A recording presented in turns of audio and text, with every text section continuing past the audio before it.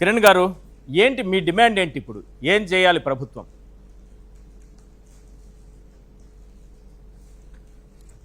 Sir, examination total conduct చేసే ప్రొసీజర్లో beginning నుంచి end వరకు ఎంటైర్ ప్రొసీజర్ని ఫెయిల్ అయింది సార్.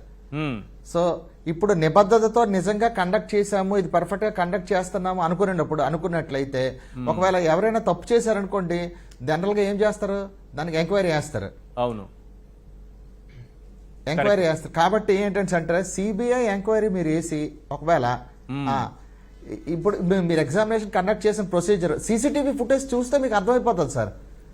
సీసీటీవీ ఫుటేజ్ దొరకదు. ఇంకా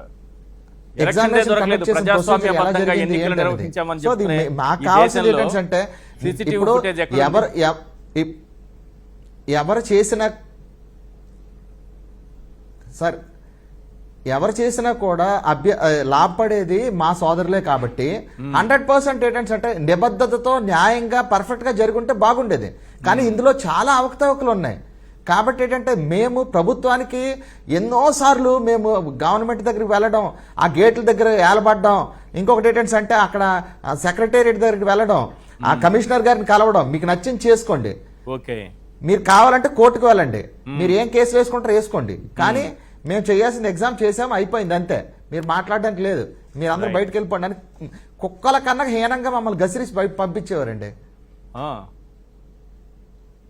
ఎందుకంటే ఇప్పుడు కూడా మేము చాలా బాగా కండక్ట్ చేసాము ఎగ్జామ్, అయినా కూడా 200 కేసులు కాదండి, ఎంతో మంది అభ్యర్థుల తాలూకా ప్రాబ్లమ్స్ ఇవి. ఆ ప్రాబ్లమ్స్ ఎవరు వినలేక ఎక్కడో ఒకసారి చెప్పుకోవాలనే ఉద్దేశంతో మేమైతే కోర్టు దగ్గర వెళ్ళాం. ఇకపోతే కోర్టు దగ్గరికి వెళ్తే ఇప్పుడు చాలా కేసులు కోర్టు యాక్సెప్ట్ చేయలేదు. ఇప్పటికీ చాలా కేసులు యాక్సెప్ట్ చేయలేదు. ఎంతో మంది సఫర్ అవుతున్నారు. ఇండివిజువల్ కేసులు వేసుకున్న వాళ్ళు ఉన్నారు, ప్రాబ్లమ్స్ ఉన్న వాళ్ళు ఉన్నారు. కనీసం ఒక్కటి కూడా ప్రొసీజర్ ఎంటైర్ ప్రొసీజర్ ఏది కూడా పర్ఫెక్ట్ చేయలేదు.